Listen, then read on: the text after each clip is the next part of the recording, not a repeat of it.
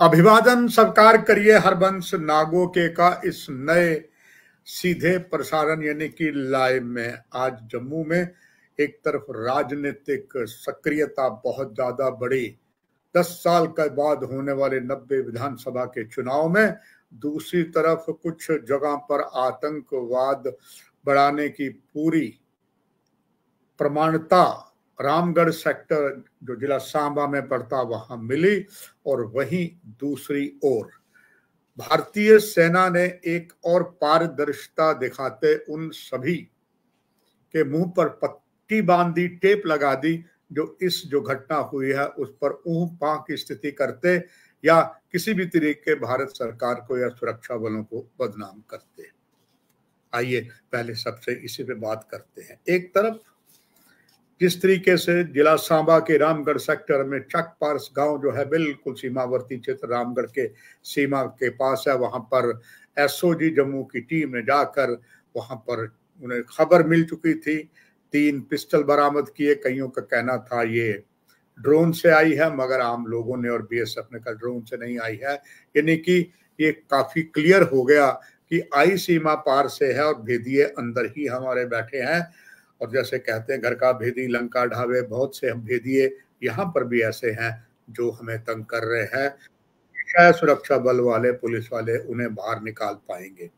प्रातः एक और घटना हुई। इस घटना के बाद जम्मू में जो बाहरी क्षेत्र सुजमा में सैनिक छावनी है, वहां पर एकाएक खबर आई कि कुछ आतंकवादी आ गए हैं, उन्हें देखा गया है।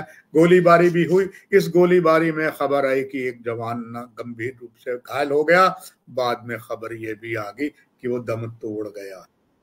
और जिस तरीके से वहां क्षेत्र में पूरी तरीके से अफरा, हालांकि जम्मू में ये अफरा तफरी कोई नई नहीं थी, पहले भी ऐसी बहुत बार घटनाएं आतंकवाद की होती हैं। तो आप कह सकते हैं Jammu has become a habitual of such an incident. मगर इस बार इंसिडेंट में कुछ नई चीजें हुई, उसकी जितनी भी प्रशंसा की जाए वो कम। वो ये थी कि आसपास के क्षेत्र यहाँ पर शिक्षा संस्थान से फौरन बंद कर दिया गया। बनी बात है, ये कदम एहतियात के लिए उठाए गए, प्रिकॉशन के लिए उठाए गए, इसकी सभी ने सराहना की। सेना की टुकड़ियां आ गया, सुरक्षा बल वाले आ गए। और खबर ये भी आ गई एक बार एकाएक गोली चली, इसके बाद गोलीबारी शांत हो गई।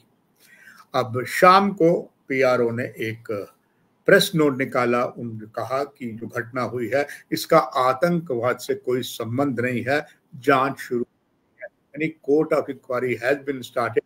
क्षेत्र जो है ये वेस्टर्न कमांड में आता है, क्योंकि वेस्टर्न कमांड जो है उसका हेडक्वार्टर चंडी मंदिर में है, जो जम्मू में पुल के इस पार यानी कि जो अखनूर का पुल है उसके इस तरफ जो है वो जो वेस्टर्न कमांड है वो 9 कोर है। 9 कोर का ऑफिस यौल कैंप में है।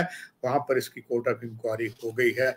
एक काबिले गौर जो है इस सरकार की है। पिछली सरकार जो यही सरकार थी, वो पिछले जो बार सरकार थी उसमें भी तब रक्षा मंत्री श्री राजनाथ सिंह थे। आज भी राजनाथ सिंह है रक्षा मंत्री। और तब आपको याद होगा ऐसी घटना राजौरी में हुई थी। वहां पर आतंकवाद लगातार अपनी ज्वाला धधका रहा था, तो वहां पर जो आतंकवाद के समर्थक थे उनको जो पकड़ा गया, पूछताछ की जाए। पूछताछ में 3 लोगों की मौत हो गई और उस मौत से काफी त्राहिमाम हुआ। स्वयं राजनाथ सिंह ने आकर इस मामले को ठंडा किया, इंसाफ की बात की।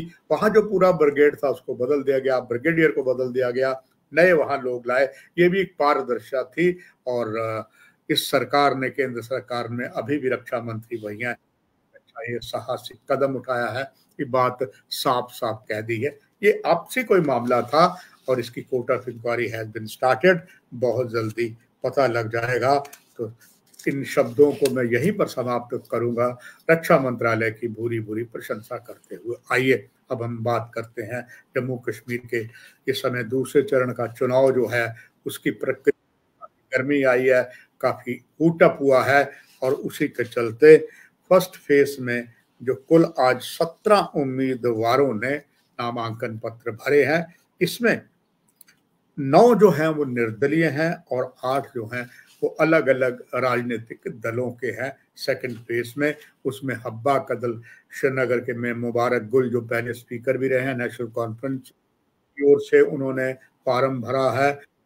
फिर दोबारा फार्म हकीम मोहम्मद यासीन जो Jammu Kashmir people democratic party से हैं, चरारे शरीफ से भरा। इससे पहले उन्होंने फार्म जो है खान साहब से भरा था। यानी कि मोहम्मद हकीम यासीन पिछली बार मंत्री भी रहे हैं। 2 जगह फार्म, 2 विधानसभा क्षेत्रों से फार्म भरा उन्होंने। इसके बाद डीएपी गुलाम नबी आजाद जो मैदान छोड़ गए हैं, उनके ही एक हजरत बल में पीर बिलाल अहमद है, डीपीएपी से फार्म भरा है। उधर गुलाबगढ़ जो जम्मू डिवीजन का हिस्सा आता है, और गुलाबगढ़ एक एसटी शेड्यूल ट्राइब विधानसभा का क्षेत्र है। भारतीय जनता पार्टी के मोहम्मद अकरम ने यहाँ फार्म भरा है। इसके साथ साथ लाल चौक प्रसिद्ध स्थान है, यहाँ पर फार्म जो है कि पीडीपी की ओर से जोहेब यूसुफ मीर ने भरा है, और मियां मेहर अली कंगन नेशनल कॉन्फ्रेंस के उम्मीदवार हैं। उनके पिता साउथ कश्मीर में ही जो अनंतनाग रजौरी पुंछ सीट है उसमें वो मेंबर ऑफ पार्लियामेंट है। उन्होंने फार्म, उनके बेटे हैं मियां मेहर अली, इनका भी अपना एक रुतबा है, फार्म भरा है। उधर थन्ना मंडी जो जम्मू डिवीजन का हिस्सा आता है, ये भी एसटी क्षेत्र है।